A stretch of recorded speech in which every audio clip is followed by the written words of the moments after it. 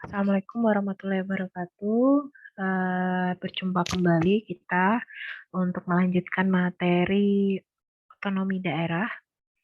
Jadi untuk video kali ini saya akan rekamkan untuk materi kelanjutan, yaitu terkait dengan sistem keuangan negara atau yang khususnya adalah sistem keuangan daerah. Jika kemarin kita sudah bahas soal city branding, kita akan lanjutkan untuk sistem keuangan daerah. Jadi sistem keuangan daerah ini, dasar hukum yang kita gunakan itu pertama tentu adalah Undang-Undang tentang Pemerintahan Daerah, yaitu Undang-Undang Nomor 23 Tahun 2014. Ditambah yang berkaitan dengan keuangan antara pemerintah pusat dan pemerintah daerah itu ada Undang-Undang Nomor 1 Tahun 2022. Itu tentang hubungan keuangan antara pemerintah pusat dan pemerintah daerah. Nah, apa sih yang dimaksud dengan pengelolaan keuangan daerah itu? Ini akan kita bahas dalam pertemuan kali ini. Jadi, sistem keuangan negara di Indonesia itu ada kita kenal dengan yang namanya Anggaran Pendapatan dan Belanja Negara atau APBN. Kalau di daerah ada Anggaran Pendapatan dan Belanja Daerah atau APBD. Jadi sistem keuangan di negara kita itu ada untuk pusat adalah APBN, untuk daerah adalah APBD, yang mana mereka harus ditetapkan dalam suatu peraturan perundang-undangan. Jadi anggaran keuangan negara itu ditetapkannya dalam suatu peraturan perundang-undangan. Nah, kalau untuk APBN sendiri, APBN ini adalah rencana keuangan tahunan. Jadi penyusunan APBN itu setiap tahun, yang mana ini adalah rencana keuangan tahunan dari pemerintahan negara yang dia harus disetujui oleh Dewan Perwakilan Rakyat dan nanti ditetapkan dalam satu undang-undang. Kenapa demikian? Karena DPR itu kan juga punya fungsi anggaran. Jadi dalam rangka fungsi anggaran ini, keuangan negara itu harus ada check and balances juga. Jadi untuk penetapannya harus ditetapkan dengan undang-undang. Nah, undang-undang ini nanti yang berkaitan dengan APBN itu ada 3. Pertama, Undang-Undang APBN. Yang kedua, Undang-Undang Perubahan APBN. Dan yang ketiga adalah Undang-Undang Pertanggungjawaban Pelaksanaan APBN. Begitu juga untuk APBD. Jadi APBD ini juga harus ditetapkan dalam suatu peraturan daerah. Ada Perda APBD, Perda Perubahan APBD, dan Perda Pertanggungjawaban Pelaksanaan APBD yang ditetapkan setiap tahun. Bahkan dia dibahas di 1 tahun sebelumnya. Jadi kalau misalkan Perda APBD 2024 itu sudah dimulai penyusunannya sejak Januari 2023. Dan nanti di bulan Desember dia harus sudah ditetapkan di 2023 untuk Perda APBD 2024. Nah, kemudian dalam rangka keuangan ini antara pemerintah pusat dan pemerintah daerah itu ada kaitan dalam hal hubungan keuangan. Jadi dari pemerintah daerah itu ada bagi hasil pajak yang juga disetorkan ke pemerintah pusat. Dari pemerintah pusat juga nanti ada dana perimbangan yang dia disetorkan ke daerah. Kalau kita bicara soal pengelolaan keuangan daerah, ini pengelolaan keuangan daerah itu meliputi seluruh kegiatan dari mulai perencanaan, kemudian pelaksanaan, penatausahaan, pelaporan, pertanggungjawaban, dan pengawasan. Jadi di tahap perencanaan kita menyusun rencana keuangannya itu dan ditetapkan dalam bentuk APBD. Jadi outputnya perencanaan adalah APBD, Perda APBD. Kemudian nanti pelaksanaan kegiatan penatausahaan itu di proses SPJ-nya, kemudian pelaporan, pertanggungjawaban ini juga nanti harus ditetapkan dalam suatu peraturan daerah juga, pertanggungjawaban pelaksanaan APBD, dan ada pengawasan. Pengawasan ini oleh lembaga pengawas internal maupun lembaga pengawas eksternal. Kemudian keuangan daerah. Jadi keuangan daerah ini meliputi seluruh hak dan kewajiban yang dimiliki oleh daerah dalam rangka penyelenggaraan pemerintahan daerah yang dia dapat dinilai dengan uang.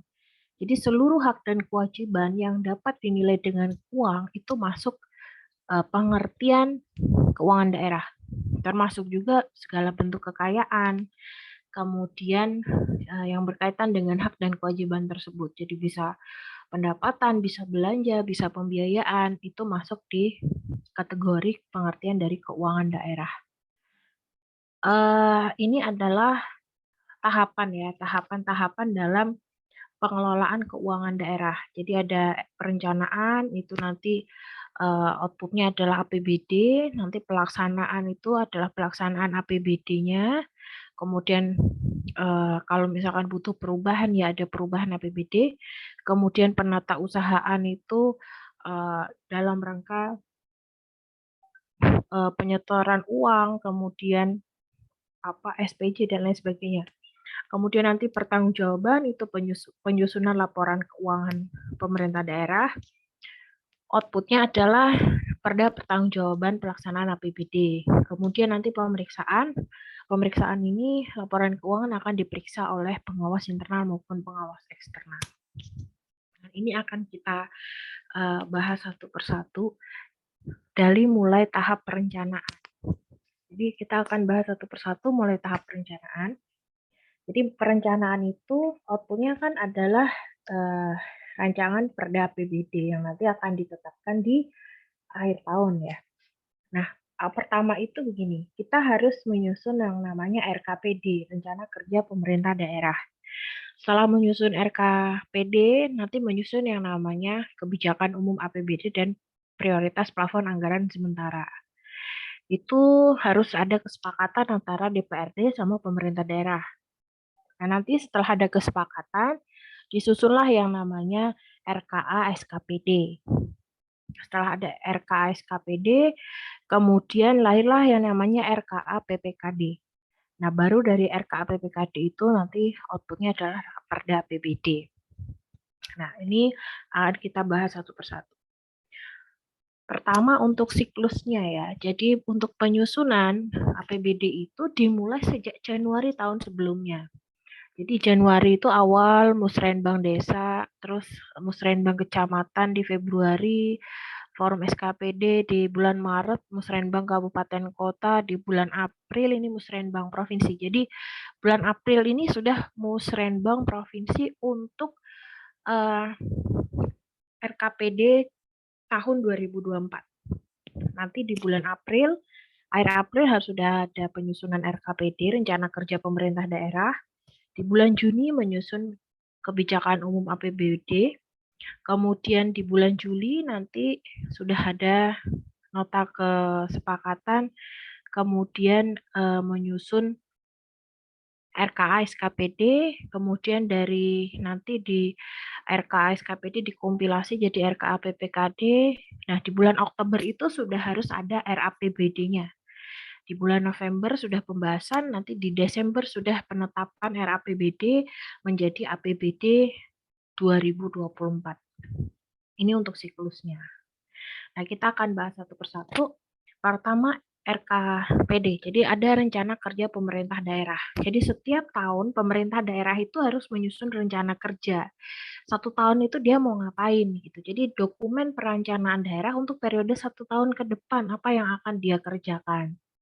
Memuat apa? Memuat bagaimana kerangka ekonomi daerah, terus prioritas pembangunannya itu apa yang akan dilakukan, sama rencana kerja yang terukur. Jadi program-programnya itu apa, pendanaannya berapa, itu disusun dalam satu RKPD. Nah, penyusunan RKPD ini itu harus berpedoman pada RPJM-nya. Jadi, rencana pembangunan jangka menengah daerah. Jadi setiap tahun pemerintah daerah itu kalau mau nentuin program dia 1 tahun ya dia harus sesuai dengan RPJM, sesuai dengan RPJP-nya.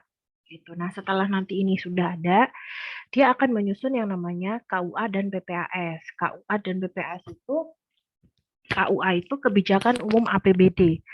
Jadi kebijakan umum ini memuat selama 1 tahun ke depan dia itu asumsinya bakal dapat eh, pendapatan berapa, belanja berapa, pembiayaan berapa gitu. Jadi dia menyusun strategi ya, kondisi ekonominya gimana selama 1 tahun ke depan, terus asumsinya. Jadi pemerintah daerah itu dalam menyusun KUA dia akan melihat kira-kira kondisi ekonomi makro ke depan 1 tahun gimana. Dia asumsinya dalam 1 tahun dia bisa dapat pendapatan itu kira-kira berapa, dari mana saja, terus belanjanya untuk apa, terus juga pembiayaan untuk apa saja, baru asumsi.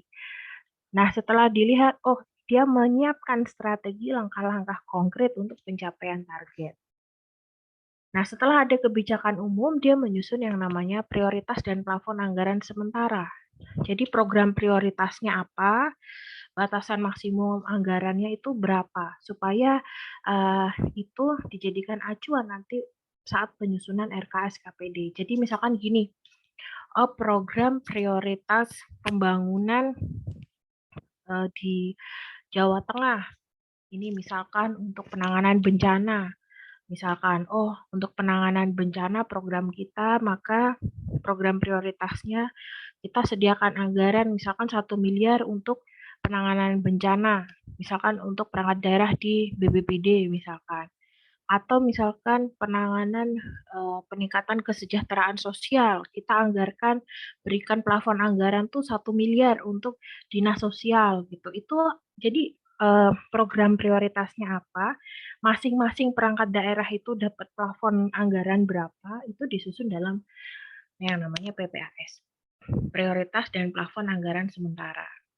Nah, berikutnya adalah RKS KPD. Tadi setelah KUA dan PPAS itu disetujui, itu akan disusun yang namanya RKS KPD. Mungkin sederhananya saya analogikan begini, mungkin kurang tepat, tapi ini jauh lebih sederhana. Misalkan anggap satu pemerintah daerah itu sebagai satu organisasi, misalkan BEM. Nah, BEM itu dalam menyusun masa kerja 1 tahun, dia kan pasti punya program kerja nih.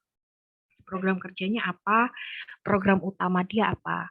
Nah, dia di awal tahun pasti kan punya KUA tadi, kebijakan umum. Kira-kira 1 tahun ke depan tuh saya dapat anggaran berapa, pendapatan berapa, belanja berapa, pembiayaan berapa. Nah, program prioritasnya apa? Misalkan penelitian pengabdian. Oh, baik. Untuk Departemen Penelitian Pengabdian ada prioritas dan plafon anggarannya 100 juta misalkan. Departemen apa 100 juta, departemen apa 50 juta. Jadi dibagi per departemen tadi. Baru nanti kalau sudah disepakati, nah prioritas plafon anggaran itu dirinci untuk masing-masing departemen tadi. Perangkat daerah itu merinci, misalkan tadi kayak BPBD dapat 1 miliar. Nah, dia akan menyusun namanya RKA, SKPD, rencana kerja dan anggarannya. Misalkan untuk penanganan banjir 100 juta, penanganan tanah longsor 100 juta. Udah dirinci setiap program, setiap anggaran harus jelas. Nanti kalau misalkan dari masing-masing perangkat daerah itu sudah menyusun, dinaikinlah ke bendahara umum. Nanti bendahara umum ini akan mengumpulkan jadiin satu.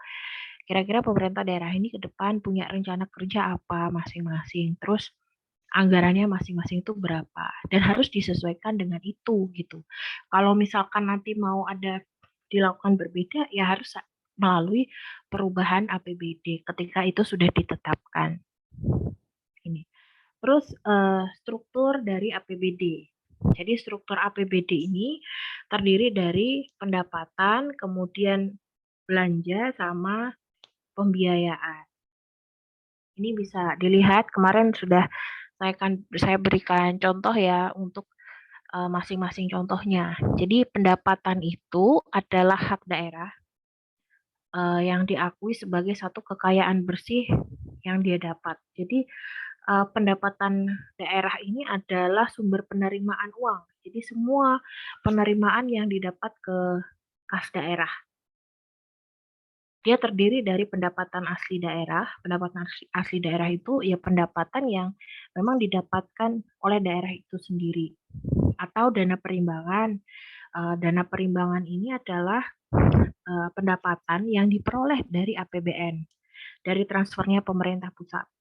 Terus ada juga lain-lain pendapatan daerah yang sah. Nah, kita akan bahas satu persatu. Jadi pendapatan asli daerah itu bisa terdiri dari pajak daerah. Jadi pajak daerah itu beberapa yang bisa dicontohkan, contoh misalkan kayak pajak kendaraan, kemudian pajak kendaraan, pajak dari dana bagi hasil itu ada pajak bumi dan bangunan, kemudian misalkan ada pajak hotel, pajak hiburan segala macam. Kemudian kalau untuk retribusi daerah itu contoh misalkan ada retribusi jasa umum, misalkan ada retribusi parkir, ada retribusi pertokoan, itu untuk retribusi daerah. Nah, pajak daerah dan retribusi daerah ini itu harus ditetapkan melalui peraturan daerah ya. Jadi selain dia sesuai apa namanya sesuai dengan peraturan perundang-undangan, dia juga harus ditetapkan dalam suatu peraturan daerah. Jadi misalkan kayak ada pajak tadi, pajak hotel, pajak restoran, pajak hiburan, pajak reklame, terus kayak retribusi tadi ya, termasuk juga retribusi parkir, retribusi masuk wisata. Nah, itu harus ditetapkan besarannya dalam satu peraturan daerah yang dia tentu mengacu pada peraturan perundang-undangan. Dalam hal ini adalah Undang-Undang Nomor 1 Tahun 2022. Terus ada juga hasil penjualan kekayaan daerah yang dipisahkan. Kemudian kalau misalkan daerah punya kekayaan daerah, nah ketika itu dijual, maka itu bisa masuk ke pendapatan daerah. Terus ada lain-lain pendapatan asli daerah yang sah. Itu adalah unsur-unsur untuk PAD atau pendapatan asli daerah. Nah, selain dari pendapatan asli daerah, jadi income yang benar-benar berasal dari daerah itu sendiri, ada juga dana transfer ya, dana transfer dari pemerintah pusat. Itu ada dana perimbangan. Jadi kalau ada dana perimbangan, itu isinya adalah dana bagi hasil, kemudian ada dana alokasi umum dan dana alokasi khusus. Terus selain itu pendapatan transfer itu juga bisa dari insentif daerah, terus dana otonomi khusus, dana keistimewaan sampai juga dana desa itu kan dapat dari pemerintah pusat. Nah, itu bisa juga jadi sumber untuk dana yang perimbangan ini. Nah, kalau misalkan dana alokasi umum dan dana alokasi khusus, jadi kalau dana alokasi umum itu adalah dana yang memang didapatkan oleh daerah dalam rangka ini. Jadi kalau untuk yang dana alokasi umum itu dana yang memang didapatkan oleh daerah dalam rangka kebutuhan umum ya seperti infrastruktur, kemudian untuk apa namanya pembiayaan. Jadi kalau untuk yang dana alokasi umum dan dana alokasi khusus ini didapatkannya adalah dari APBN. Kalau untuk dana alokasi umum itu semua daerah diberikan. Jadi kalau untuk dana alokasi umum itu memang semua daerah otonom itu diberikan oleh pemerintah pusat. Jadi dana yang bersumber dari APBN, kemudian tujuannya untuk pemerataan pembangunan, kemudian untuk mendanai kebutuhan prioritas daerah, untuk meningkatkan pemerataan lah. Jadi itu akan diberikan ke seluruh daerah otonom gitu. Kalau misalkan yang dana alokasi khusus, kalau dana alokasi khusus ini dana dari pemerintah yang dia hanya diberikan kepada daerah ketika ada satu kegiatan khusus yang jadi prioritas nasional. Jadi kalau DAU itu untuk hal-hal yang memang rutin ya, kayak misalkan pembiayaan pembangunan, belanja pegawai, terus pembangunan infrastruktur, itu dana alokasi umum. Tapi kalau yang dana alokasi khusus itu hanya diberikan ketika ada satu program-program prioritas tertentu. Contoh misalkan untuk bidang pendidikan, untuk bidang kesehatan, misalkan kayak ada COVID kemarin, terus dalam hal program pertanian, program lingkungan hidup gitu. Jadi memang sudah khusus untuk satu program-program tertentu dan itu tidak semua daerah otonom diberikan, hanya ketika daerah itu memang punya program-program yang khusus tadi itu. Kalau misalkan nggak punya ya dia tidak akan dapat transfer dari pemerintah pusat. Kemudian ada juga lain-lain pendapatan yang sah, itu ada hibah, misalkan hibah dari kayak Bank Dunia, IMF atau IDB misalkan, atau juga dari organisasi internasional yang lain. Terus misalkan ada CSR dari satu perusahaan atau BUMN, itu bisa masuk ke pendapatan daerah. Terus ada dana darurat, dana dari pemerintah, dana bagi hasil pajak. Jadi ada yang namanya dana bagi hasil pajak yang memang pajak itu akan dibagi. Jadi pemerintah pusat berapa persen, pemerintah daerah berapa persen. Contoh misal kayak PBB itu 80-20, 80 untuk daerah, 20 untuk pusat. Atau misalkan kayak PPH itu 90-10, pusat 90, daerah 10%, misalkan seperti itu. Terus juga bantuan keuangan dari pemerintah daerah lainnya. Nah, pendapatan ini untuk apa? Untuk belanja. Jadi ada belanja langsung dan belanja tidak langsung. Kalau belanja langsung itu memang yang benar-benar untuk kegiatan. Jadi misalkan kayak pegawai, belanja pegawai yang untuk kegiatan ya. Misalkan kayak ada SPPD, uang dinas, perjalanan untuk kegiatan, uang transport segala macam. Itu juga masuk juga ada belanja barang dan jasa dalam rangka kegiatan apa. Jadi per kegiatan kalau belanja langsung ini. Terus belanja modal juga. Tapi selain itu ada juga yang belanja tidak langsung.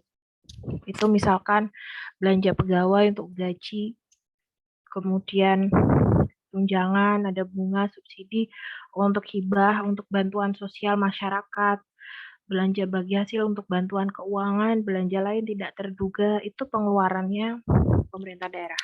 Dan memang yang paling membebani keuangan itu adalah belanja pegawai. Jadi pernah kita melakukan moratorium terhadap rekrutmen pegawai atau ASN karena memang belanja pegawai itu yang paling besar prosentasenya untuk baik untuk APBD maupun APBN. Nah, selain itu ada yang namanya pembiayaan. Pembiayaan itu adalah jadi ada penerimaan pembiayaan, ada juga pengeluaran pembiayaan. Jadi prinsipnya adalah dana yang memang harus disimpan untuk dikeluarkan pembiayaan, pengeluaran maupun untuk penerimaan. Contoh misalkan kalau yang penerimaan pembiayaan itu sisa lebih perhitungan anggaran tahun sebelumnya. Jadi itu kan bisa jadi satu sumber penerimaan. Terus pencairan dana cadangan. Dana cadangan itu kan dibentuknya juga dari APBD itu sendiri. Jadi dibentuk dana cadangan sebagai pengeluaran, nanti juga bisa dicairkan sebagai penerimaan. Itu juga hasil kekayaan daerah yang dipisahkan. Terus piutang, itu kan juga piutang kan itu ngambilnya dari APBD sendiri, tapi nanti juga masuknya kan sebagai penerimaan. Jadi sama juga nih dengan pengeluaran. Ketika pengeluaran dana cadangan kan diambil dari APBD, terus nanti dikeluarin, dicairkan, masuk ke penerimaan. Jadi itu memang untuk yang perputarannya tuh di situ. Jadi dia dari APBD juga dibentuk, nanti dikeluarinnya juga untuk penerimaan. Begitu juga penyertaan modal, misalkan investasi. Daerah tuh kan bisa membentuk BUMD, baik itu Perumda maupun Perseroda. Nah, untuk penyertaan modalnya itu kan nanti harus ngeluarin anggaran dari APBD.